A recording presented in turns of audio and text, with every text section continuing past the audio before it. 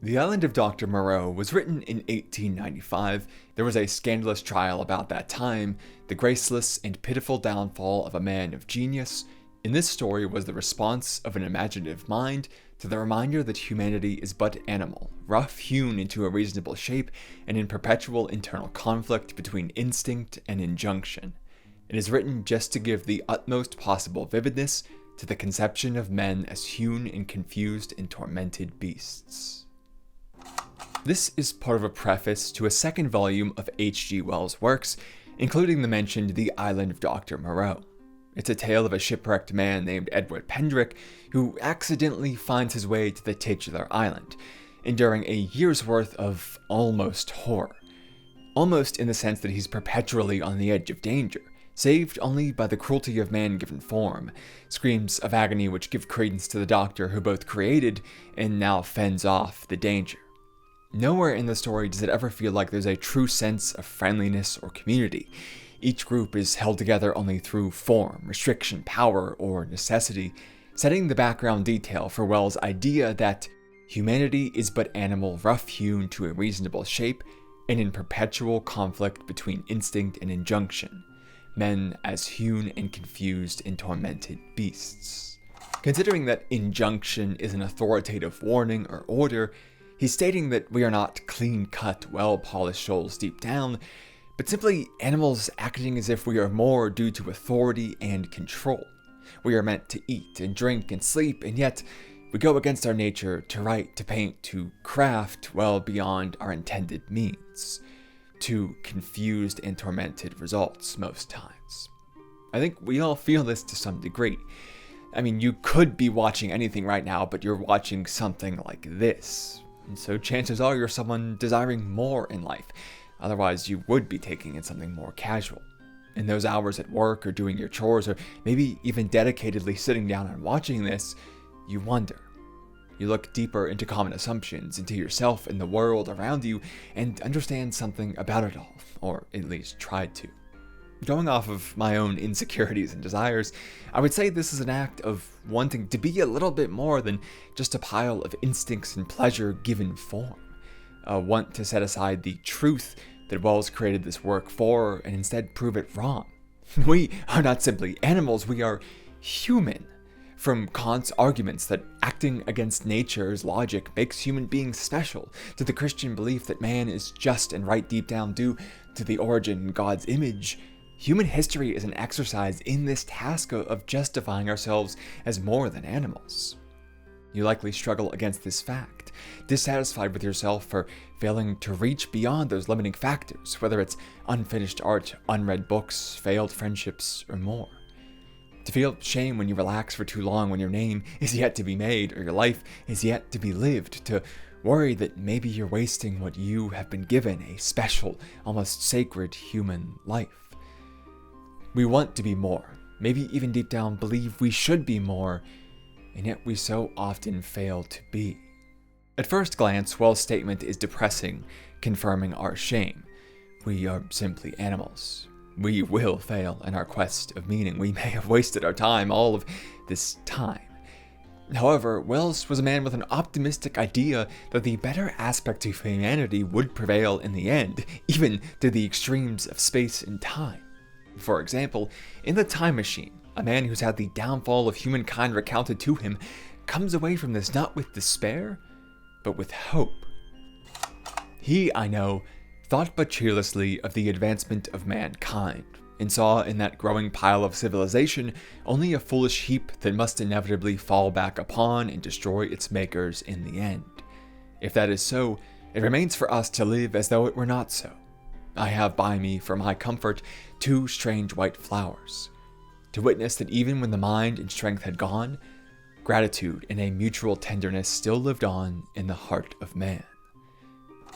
The narrator of that story, who is not the time traveler, comes away seeing what the traveler himself missed. The good of man still lived on past humanity's downfall. There was always a worthwhile quality that we should strive to exhibit, even thousands, millions of years in the future, and we have changed beyond recognition. As such, we should use a similar thinking about the Island of Doctor Moreau. When faced with this seemingly depressing truth about our nature, confronted by our efforts and the reasoning for them, can seeing ourselves not as those who must accomplish such things be the exact way we ensure a happier future, be the exact way that we do accomplish such things.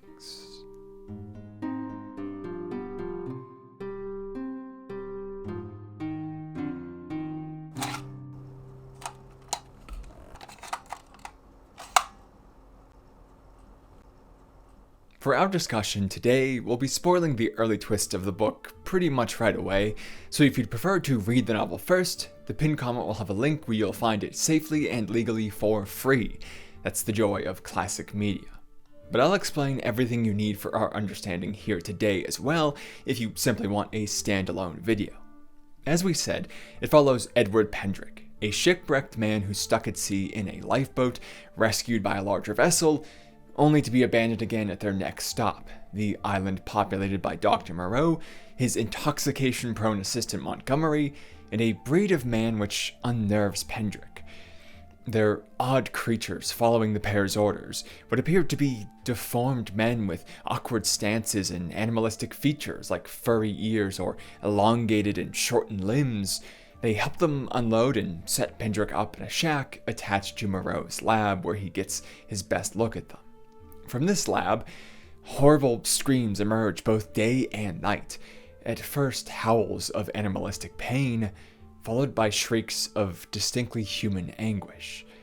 Putting two and two together, Pendrick assumes that men are being imbued with animal parts through vivisection, all but confirmed when he enters the lab and sees a glimpse of a man upon the table. He flees from Moreau, finding himself among more of the Beastfolk and observing their rituals before the doctor catches up. After a chase and attempted self-drowning to avoid torture, and some convincing though, Moreau reveals that these creatures are not men made more animal, but they have always been animals. His pursuit is to shape beasts into the form of humans, using the plasticity of the body to turn them upright and the plasticity of the mind to convince them they were always meant to be so. Pendrick observes the creature in the lab and confirms this. It isn't a man, but a puma he saw being transported to the island shaped into one. Moreau's process is a roller coaster. At first, he's satisfied with each creation, like putty in his hand, but grows to hate them as his grip loosens and their animalistic instincts creep back in. The doctor keeps experimenting for some 20 years now, tossing those failures out upon the island. That is the society that Pendrick stumbled upon, a ravine full of shacks where they form friendships, marry even, and most notably follow a set of rules called the law. Now, this is where the summary dies down and our interest in analysis for today really picks up. Pendrick experienced this during that aforementioned flight from Moreau, stumbling upon their community. Believing him to be another experiment, these creatures state that a man must learn the law and pull him into the shacks where this is what ensues. The voice in the dark began intoning a mad litany, line by line, and I and the rest to repeat it. As they did so, they swayed from side to side in the oddest way and beat their hands upon their knees. I followed their example. I could have imagined I was already dead and in another world. That dark hut, these grotesque dim figures, just flecked here and there by a glimmer of light, and all of them swaying in unison and chanting. Not to go on all fours, that is the law. Are we not men? Not to suck up drink, that is the law. Are we not men? Not to eat fish or flesh, that is the law. Are we not men? Not to claw the bark of trees, that is the law. Are we not men?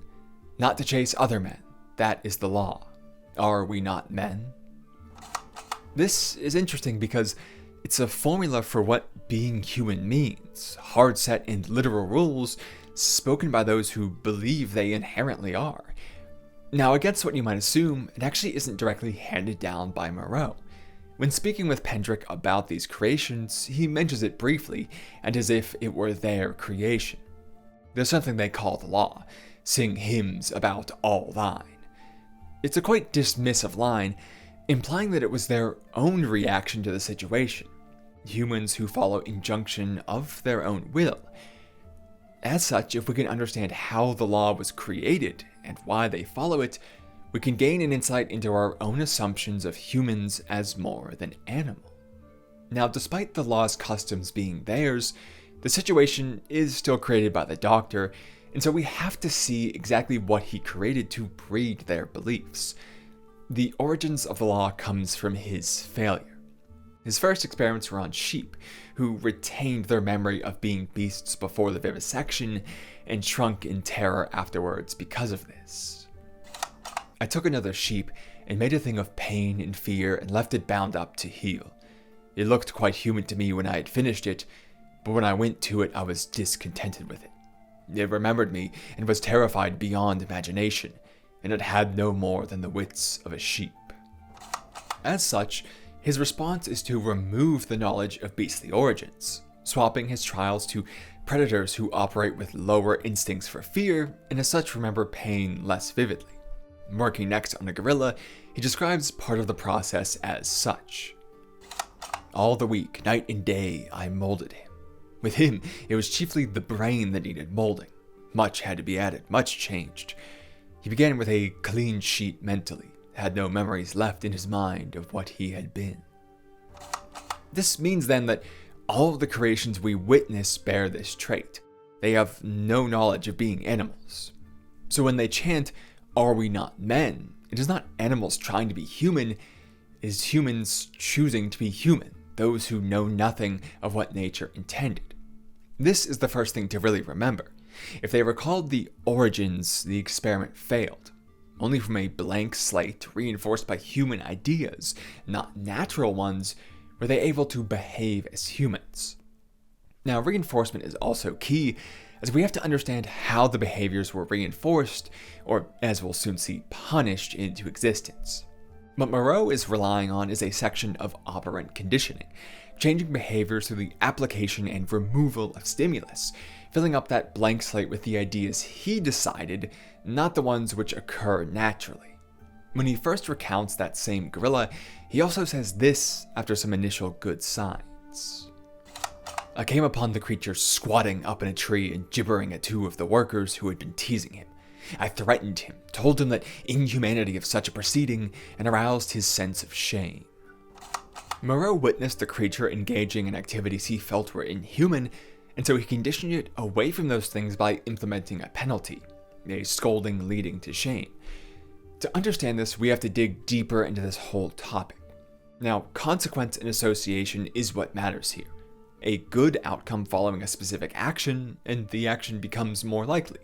A bad outcome, and less likely. That's only natural. What you most commonly know of this branch is probably negative reinforcement, except not exactly. While many would assume that this means reducing a behavior, and you'll see it used in that context time and time again, that's actually not so. As explained from the University of Central Florida, in operant conditioning, positive and negative do not mean good and bad. Instead, positive means you are adding something, and negative means you are taking something away. Reinforcement means you are increasing a behavior, and punishment means you are decreasing a behavior. Reinforcement can be positive or negative, and punishment can also be positive or negative. All reinforcers, positive or negative, increase the likelihood of a behavioral response. All punishers, positive or negative, decrease the likelihood of a behavioral response. So, negative reinforcement is actually when you remove something to increase a behavior.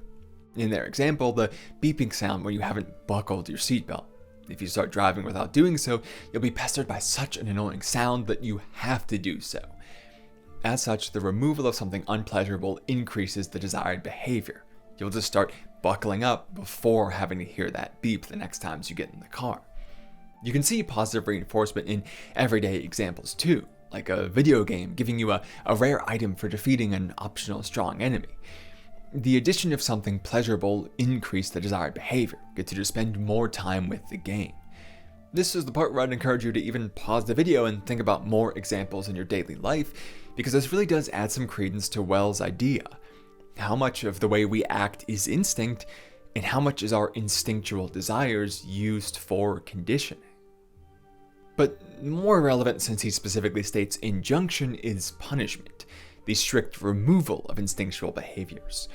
What Moreau is doing in the example of the experiment in the tree would be positive punishment. He's adding a negative stimulus, the scolding, to decrease the behavior he finds inhuman, babbling while up in a tree. This is what we see overall in the law. His is the house of pain, followed by something like not to run on all fours, that is the law. They're mentioning behaviors they must not engage in, lest they receive something undesirable. Literal pain in this case. Now the issue is that punishment is much less effective than reinforcement. Reinforcement is essentially like a different way of achieving one's instinctual pleasures. By engaging in this middleman style behavior, like going to work for money, you receive what you would naturally work for anyway, hunting for food, building shelter, and so on.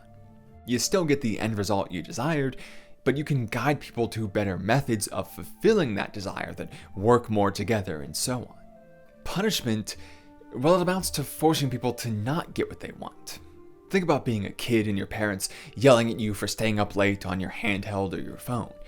Did you actually stop staying up late, or did you just start learning how to quickly look asleep, listening for those creaky stairs and so on? Further, would it have been more effective if they offered you, say, a cereal you enjoyed for breakfast the next morning as a trade for going to bed on time? In many cases, punishment struggles to diminish the action, instead simply reducing the visibility of the action. You're just teaching people to hide it. This is what we see in the Beastfolk. For example, when exploring the island, Pendrick recounts this as his first real sighting of one of them in the wild.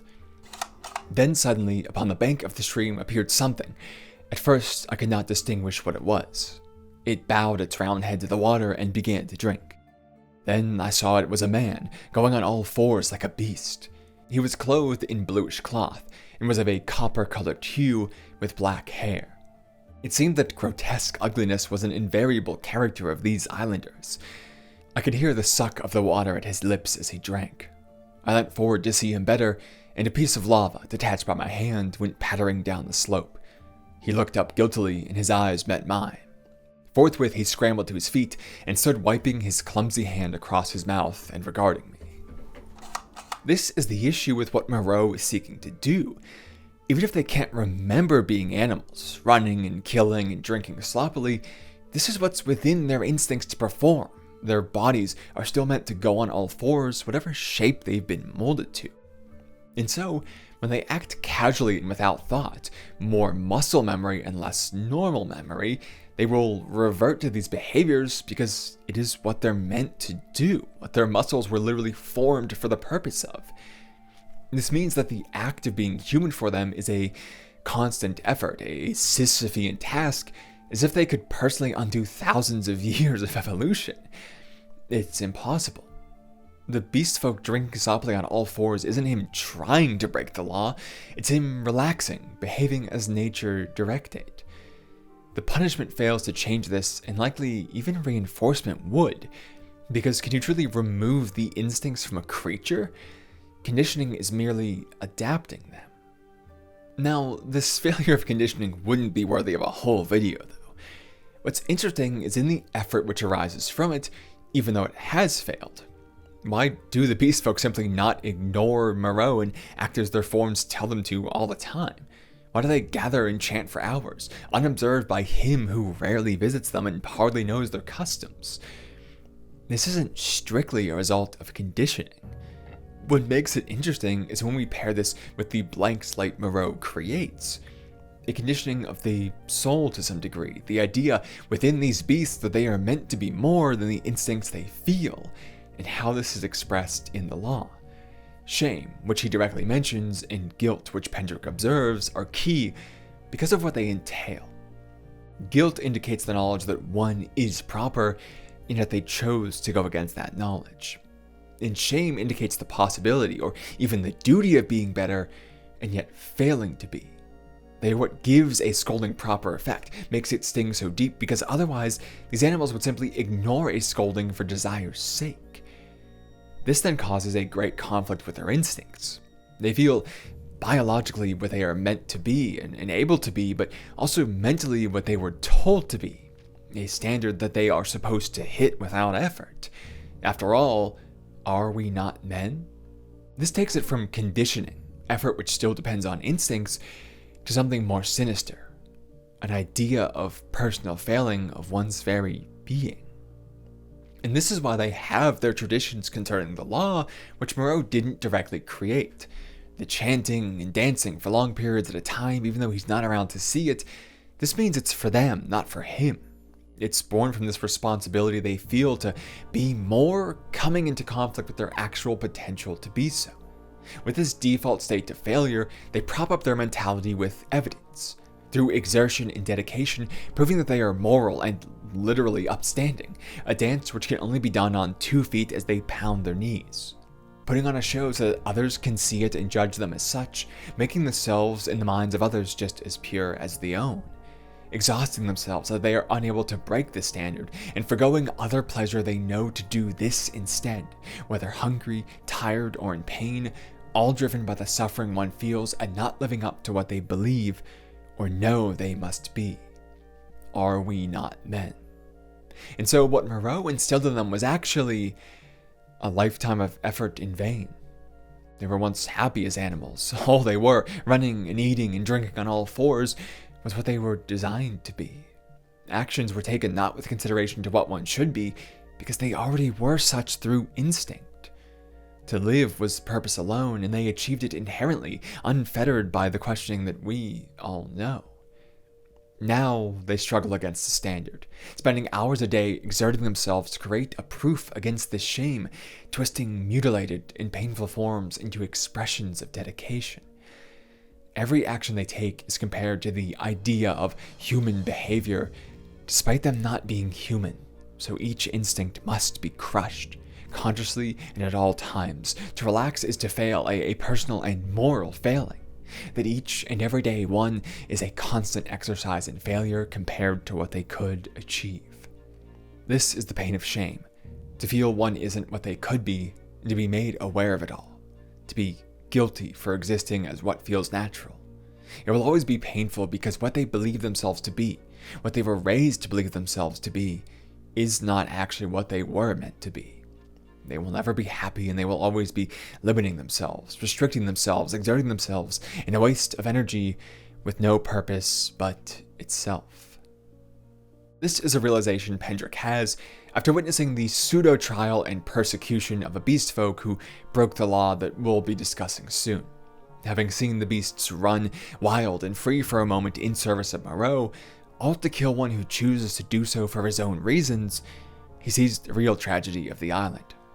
Observing them carrying the corpse out to see a beautiful sunset, brothers of the same pain having killed one another, he muses this: I had not thought before of the pain and trouble that came to these poor victims after they had passed from Moreau's hands. I had shivered only at the days of actual torment in the enclosure. But now that seemed to me the lesser part. Before they had been beasts, their instincts fitly adapted to their surroundings, and happy as living things may be.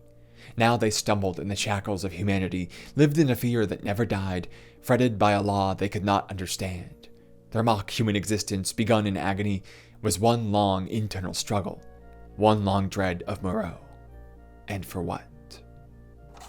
You've probably drawn the connection yourself, that this is why we struggle so much just the same. Why we often think, am I enough? Because we are animals believing they should be greater than their instincts. Meant to eat and drink and sleep in danger but free, we are now convicted in body and mind. Our suffering is the same as theirs.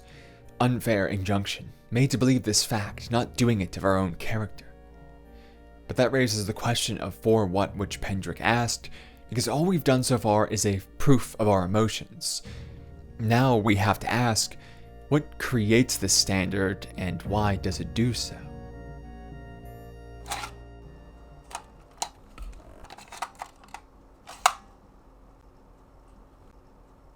To understand this within the story, we of course have to understand Dr. Moreau.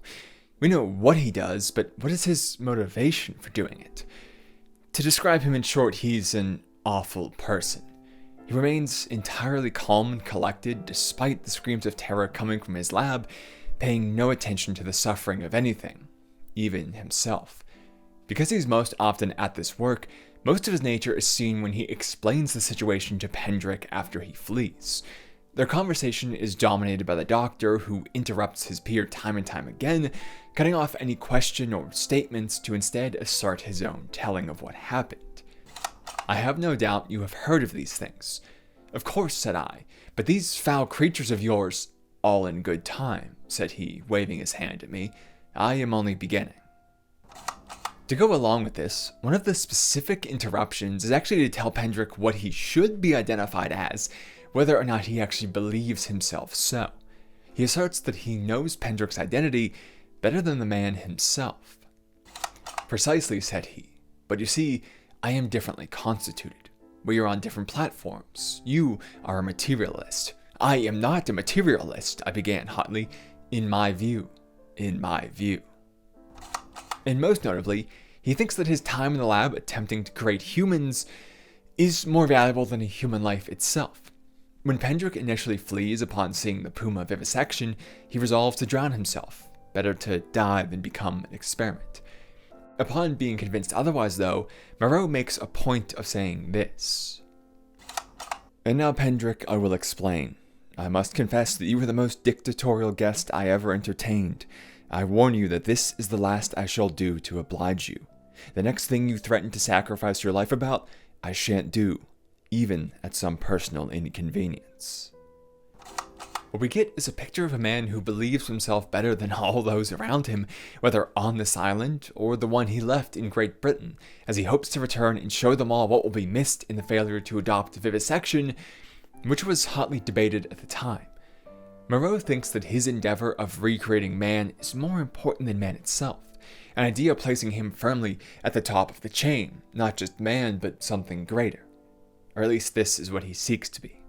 The reality is he's a failure.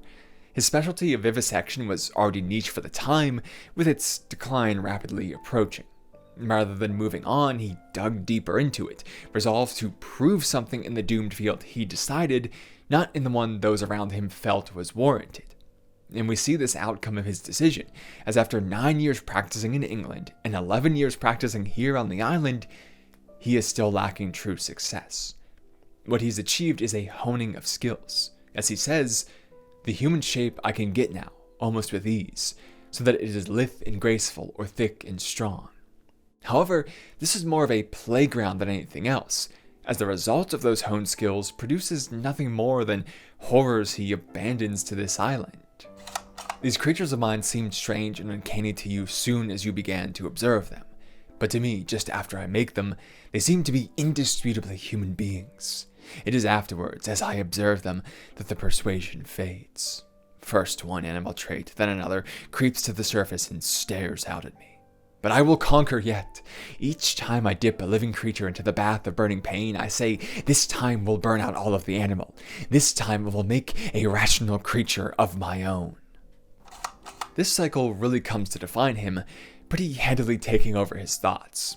As he speaks with Pendrick, he talks dry and matter-of-fact, upset that he must express this point to someone he sees as lower. What he's saying is what he needs to say to convince someone, nothing more, which is part of why he interrupts him so much. But in that quote, we see him truly engaged for a moment, expressing his desire for success in bold statements with passion, while trailing off many times prior in thought of it. Silence will hang for minutes at a time as he just contemplates the puma that he's currently working on time and time again, forgetting his carefully worded speech. Part of why he hates this conversation so much is because he has made this craft his life. Giving up a day of it to save a man is giving up a part of himself. He's in that lab night and day, pausing only to eat and sleep as required just to accomplish the task at hand. He's on an abandoned island with no contact but Montgomery, who's only there because of a nondescript crime which had him flee England to begin with.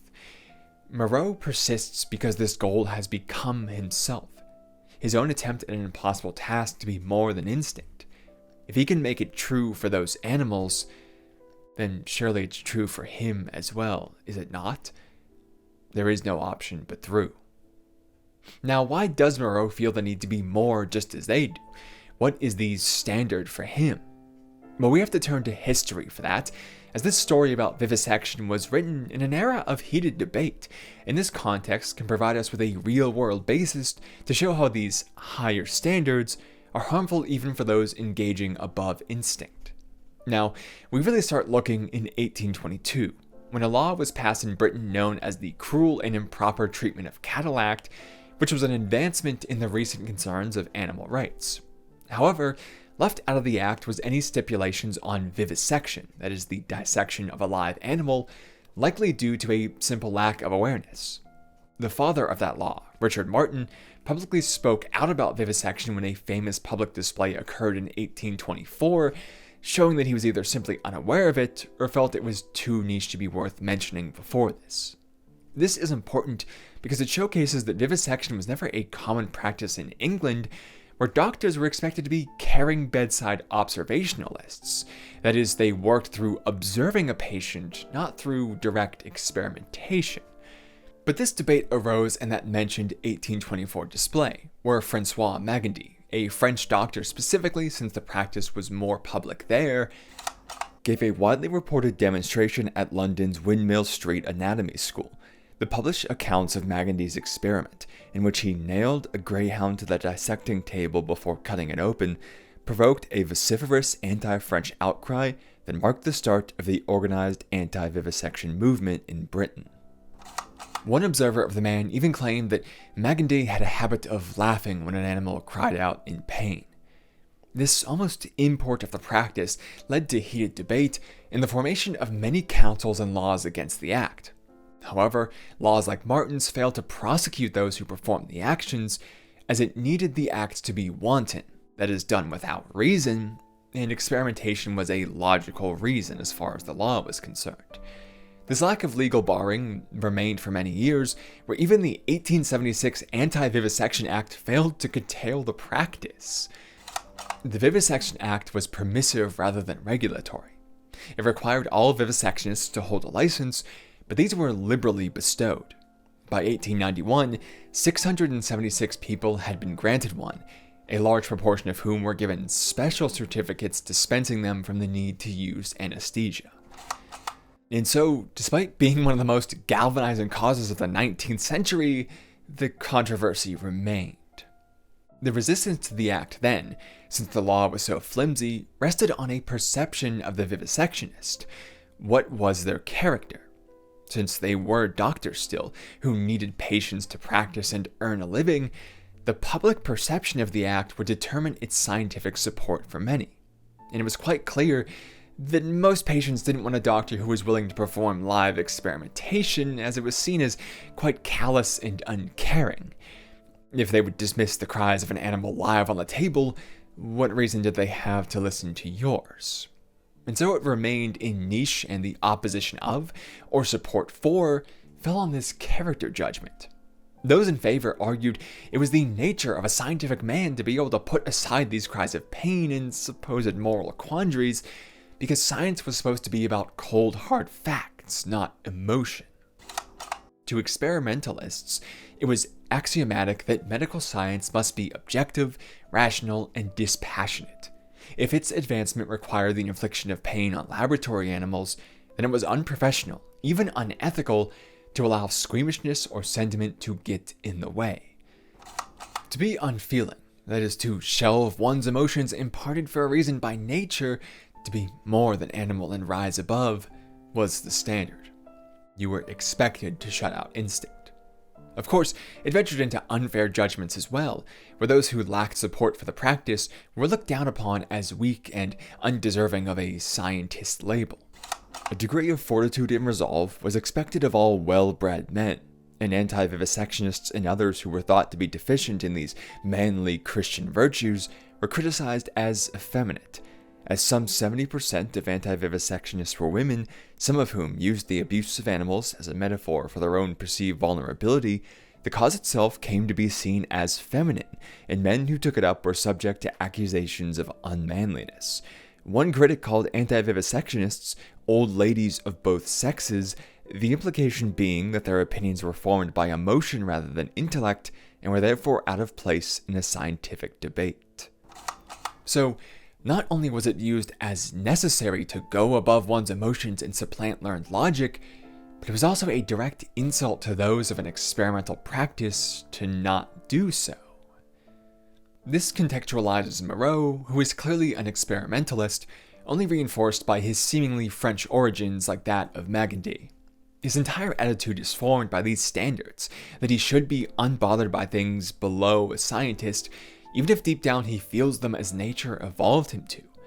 Just as his creations must push down their instincts, so does he to be a successful experimentalist, to be respected as more than just some lost and confused animal, to not be one of the looked down upon commoners or failed scientists. Spending his life almost alone here on this island, working night and day away despite constant failings and impossibilities, he's trying to justify all the internalized standards of how a human is made to be valuable. He'll continue to forever because it has become his sense of self inherently, and to be remembered man of science who returned with triumphant discovery would be definitive proof that he is more than instincts and impulses. All of this pain occurs because a man was societally convinced that he had to crush instincts to become great. As Moreau himself says with rare passion, pain and pleasure, they are for us only so long as we wriggle in the dust. Seeing that this same concept makes Moreau a tragic figure, and that he gained it from somewhere himself, we know that it applies to humans in general just the same. We've seen how it is created, the effect it has on those under it, in different forms it can take, all harmless nonetheless. But one question remains. If something is all around so harmful, so capable of destroying lives before they've hardly began, why does it exist? Well, this issue is complex. Nothing is all good or all evil. As such, despite being subject to it, Moreau is still a perpetrator of it, and so we can begin to understand why it exists from him as well. Specifically in his limited interactions with the Beastfolk, what does he gain by them behaving this way? Even though he doesn't pass down the traditions of the law, he does encourage them because of the limits it puts on traits they have which he lacks. It gives him control where he shouldn't have it. Humans are smart creatures. We can do plenty of things that no other being on this planet can because our brains have developed so far. Hell, the whole history of vivisection is gruesome proof that we have gained domain over this earth. However, to compensate for this, we have some 20 years of growth before physical maturity, some 25 to maybe even 28 before mental maturity, requiring near constant supervision to survive that period of growth, and our physical structures are quite fragile compared to wild threats. We don't hunt and kill, we think and feel. Meanwhile, these animals which Moreau shapes could kill him in an instant based on nothing but their instincts. It's what they would normally have to do to survive anyway. Which is exactly why human thoughts are better for him. An animal acting on survival would sink its teeth into him without a second thought. But a human, forced to contemplate every action against complex morals and inner processes and standards, well, they don't do so easily. By convincing them that they are humans, giving them an internal reason to push down their instincts, they become docile, controllable by their own desires. They begin to believe from deep down that it would be wrong and condition themselves away from it, as we see with their own rituals surrounding the law, giving him domain over them without even lifting a finger for punishment. The human standard has convinced them to punish themselves. They obey him even though any one of them could easily kill him, and that's the principle. A weak man becomes strong by creating the standard that a strength he lacks is a bad thing. But because this relies on falsehoods, it reaches an interesting dilemma. The idea of it is what maintains it. If any of these creations were to rise up against their creator, they could easily witness that he is not truly stronger than they are. This means not only that they'd understand themselves as more powerful, but all of their internalized conceptions would come into question. Because now, they wouldn't see such things having been passed down by a righteous man or a sort of godlike entity, an edict which holds truth should follow from it, but just by a man. And after all, are they not men themselves? The logic which once held them back would begin to free them. The injunction parts of the struggle against instincts would fade away. This is what we begin to see with the introduction of Pendrick to the Beastfolk, since he's much less cautious of this idea. "Was he not made?" said the ape-man. He said he was made." The satyr man looked curiously at me. "The third with the whip, he that walked weeping into the sea, has a thin white face. Yesterday he bled and wept," said the satyr. "The master does not bleed or weep." "Come along, Pendrick," said Montgomery, taking my arm, and I went with him. The satyr and ape-man stood watching us and making other remarks to each other. "He says nothing," said the satyr. "Men have voices." "Yesterday he asked me of things to eat," said the ape-man. "He did not know." Then they spoke inaudible things, and I heard the satyr laughing. It's this doubt which begins to make them more bold. And so a careful process of maintenance is set by people like Moreau who abuse this concept. They must prevent moments like this, and if they happen, an example must be set. The idea of authority which creates the injunction needs reinforced so people keep believing it is inherent to their lives, or, in a weird way, even beneficial to them. Moreau goes about upholding that idea by appealing to their shame once more. After one of them, a cheetah man breaks the law and eats a rabbit. Moreau directly states we must make an example, and sets about calling the Beastfolk together to do so. He gathers them all in their village and has them recite their law and their usual customs, going all the way from the first law to the one which was broken. Not to eat flesh or fowl, that is the law. He could have just as easily said this from the start, but he doesn't. He purposefully makes a show of it, makes them recite these aspects and show a devotion to them, having them say the crime instead. This does something important. It places the idea of better on them, not on him. It makes the punishment feel more self-inflicted, as if to say, we know better and didn't, and the exact pattern we spoke of earlier is reinforced. And then he takes it beyond by stopping them on that statement and toying with the guilty party, getting in his face and having everyone else state what they think the punishment will be. They seem to almost rejoice in this. "Who breaks the law," said Moreau, taking his eyes off the victim and turning towards us. "Goes back to the house of pain," they all clamored. "Goes back to the house of pain, O master." "Back to the house of pain, back to the house of pain," gabbled the ape-man, as though the idea was sweet to him. It is somewhat sweet to him. After all, it isn't they who are feeling the effects. As long as they keep chanting, keep dancing, and keep following, this won't happen to them, those who prove they are valued against the standard. It's a relief almost, for someone else to be punished. It creates a more concrete reason for all this worship and effort. In a sense, they are rewarded for knowing and being better by someone else being worse, being punished. It makes people want to follow it, want to see others fail it to prove their efforts are worthwhile.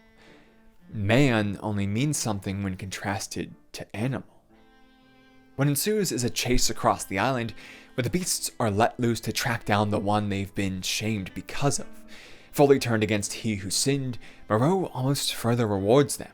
In service of the chase, they get to let out those instincts for a moment, running through the brush with teeth and tongue out, to harm another and taste blood, to enjoy the chase, because it perpetuates Moreau's control.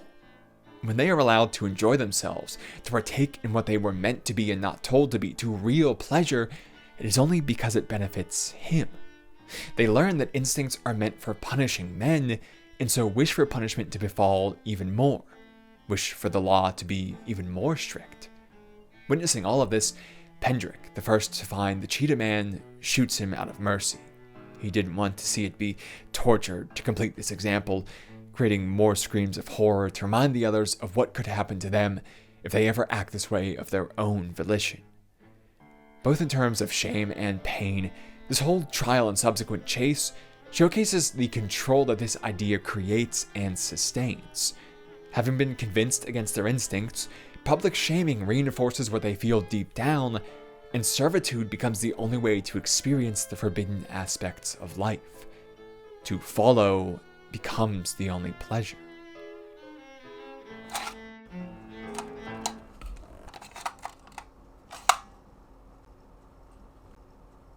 And this is where we bring the story back into reality to show that our reason for this belief is much the same, showcasing the inspiration Wells denoted for the Island of Doctor Moreau.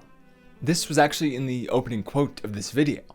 There was a scandalous trial about that time, the graceless and pitiful downfall of a man of genius, and this story was the response of an imaginative mind. Based on the time and place, it's come to be understood that this was the trials of Oscar Wilde, occurring in London in 1895. Now, at first glance, it seems somewhat odd. A story of vivisection on a desolate island being inspired by the trial of a writer in one of the world's most prominent cities? But with everything we've discussed, as we get into the details of the trials, you'll likely see the connection. Now, there are plenty of deep dives into this bit of history already, so I'm not going to attempt to do a full one myself, instead covering the required details. If you want a more full look, the pinned comment will have my sources for this section, as well as others used in the video, like for operant conditioning in the history of vivisection.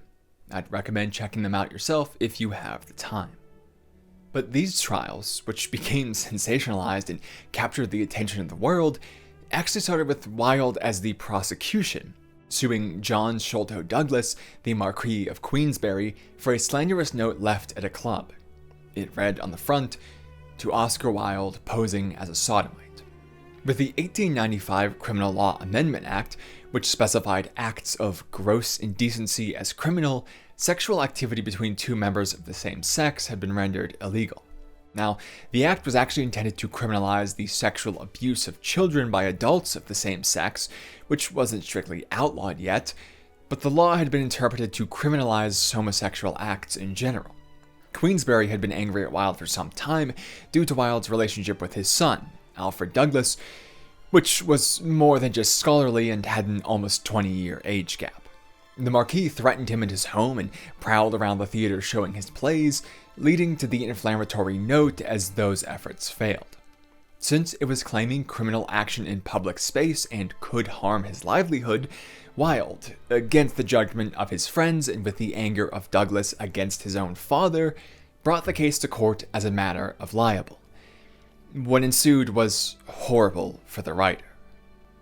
Essentially, the defense had one plain option to fend off the accusations of libel: prove that crime had been committed, which meant proving, in court and in front of the world's eyes, that Oscar Wilde was gay.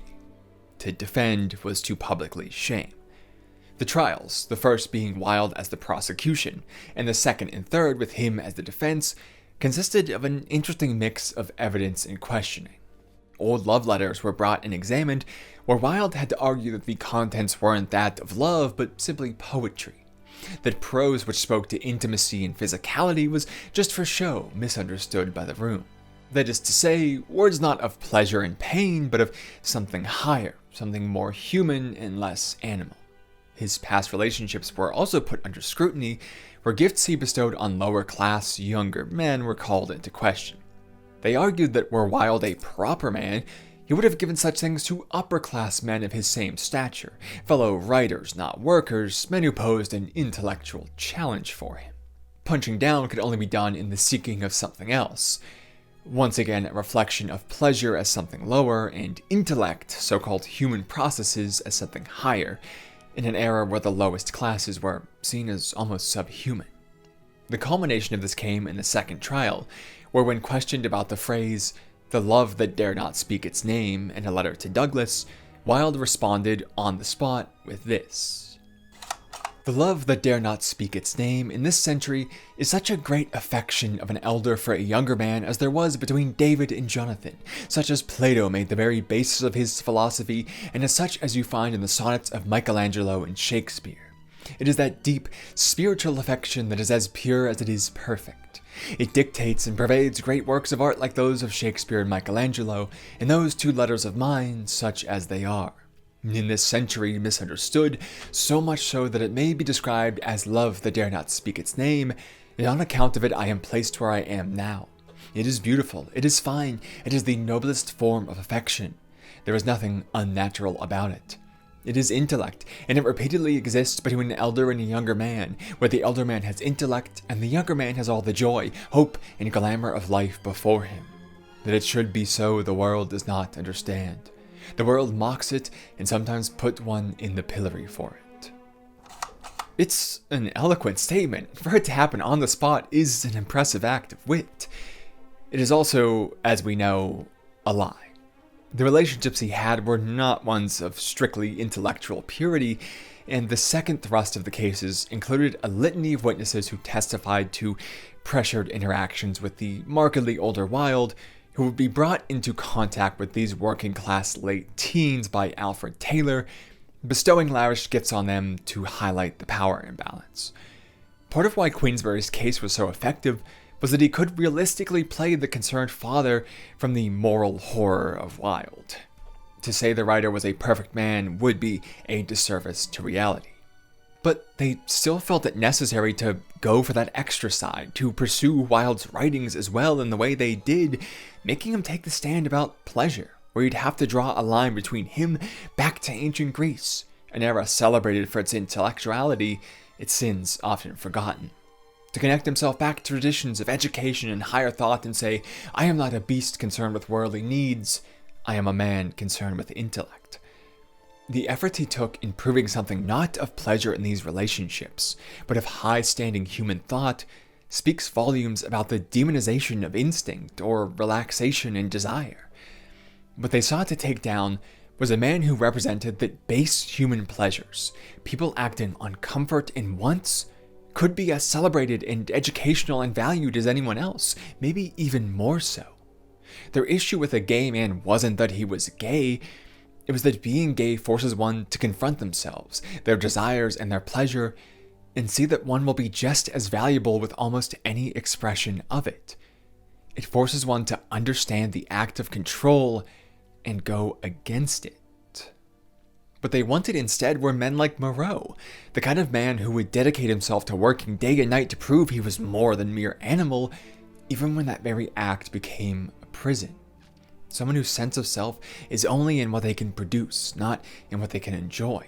A breed of creature who will take any and every effort to dedicate themselves against instinct, proclaiming the laws and embedded with a deep sense of shame when they don't, so that they return to an even greater production to try and prove it. As long as humans are in quests to prove themselves as greater than animals, there will always be the weak who tell us strength is wrong, who provide calm by giving us an answer to the impossible question. Humanity is but animal rough-hewn into a reasonable shape, and in perpetual internal conflict between instinct and injunction.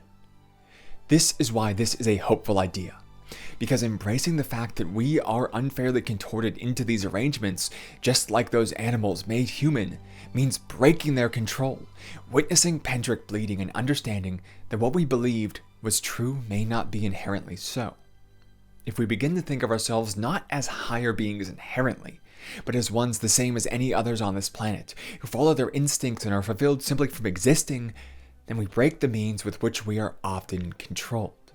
We find that we can relax and be okay, that there is no being behind in life, that what we must achieve is to live long and prosper, nothing more. Everything we undertake which is against instinct is not required to be human, but rather an achievement.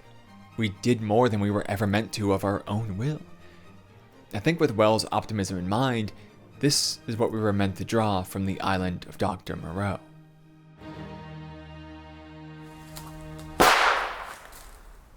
In a better world, that is where the video would have ended.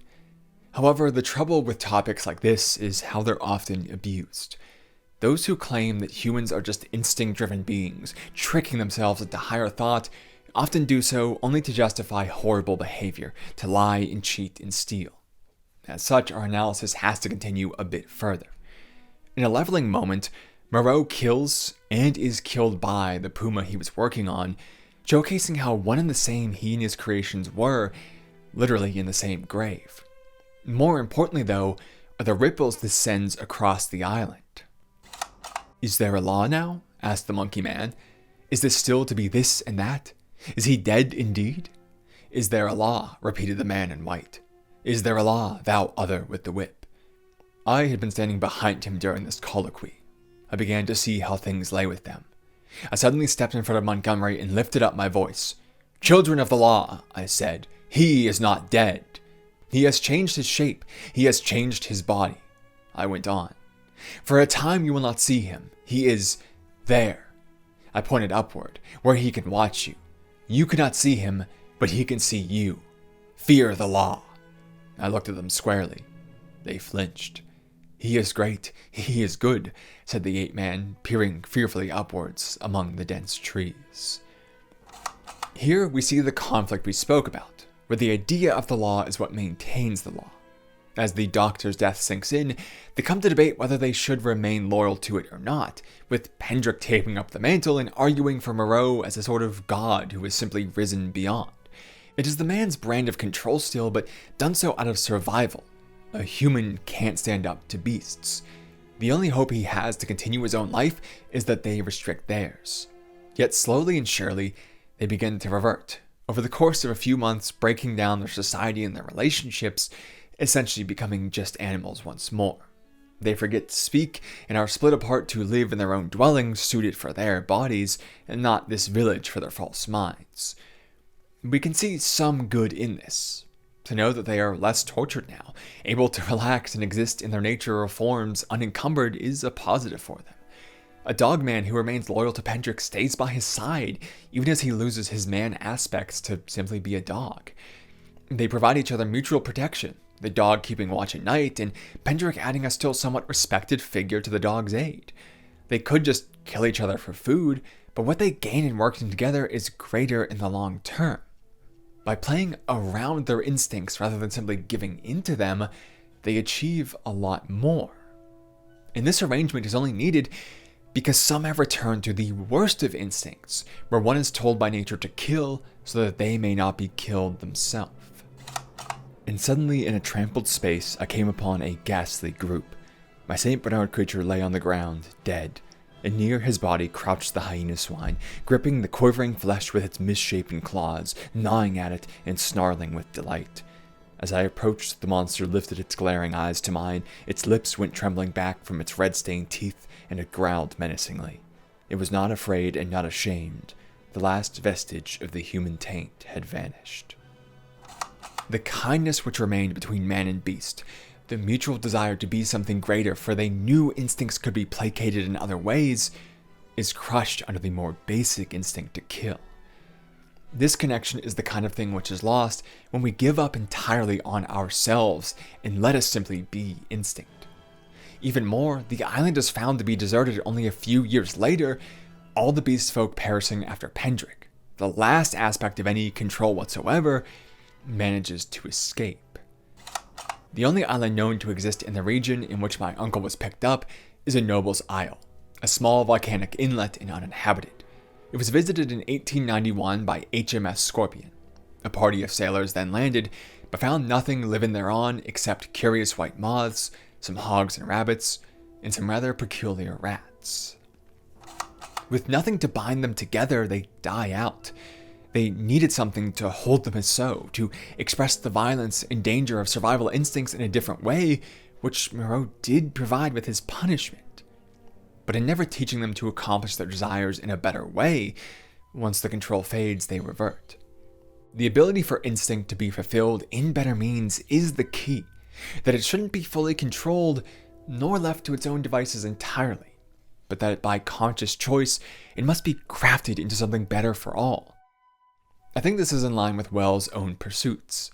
As a writer embracing this concept, he is claiming himself to be a beast running on instinct, but at the same time, he's not simply eating himself silly or drinking himself to death, he's taking up the pen to pass something on.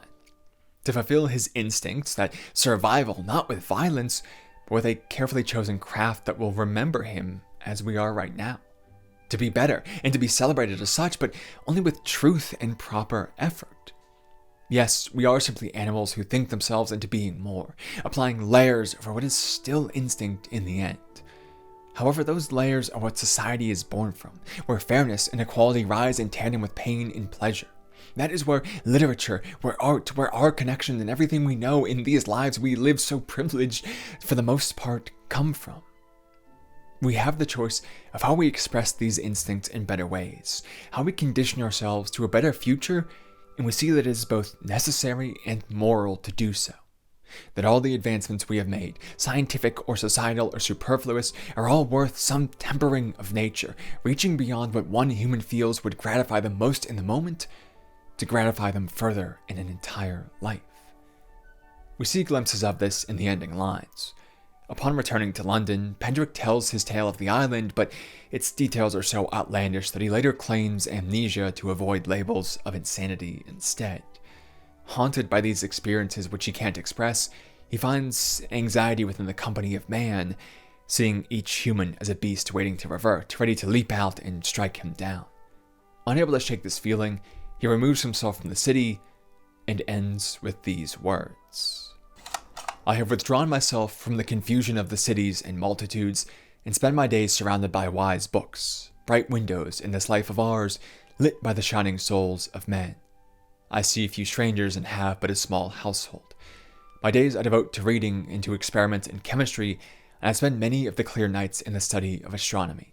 There is, though I do not know how there is or why there is, a sense of infinite peace and protection in the glittering hosts of heaven. There, it must be, I think, in the vast and eternal laws of matter, and not in the daily cares and sins and troubles of men, that whatever is more than animal within us must find its solace in its hope. I hope, or I could not live. And so, in hope and solitude, my story ends."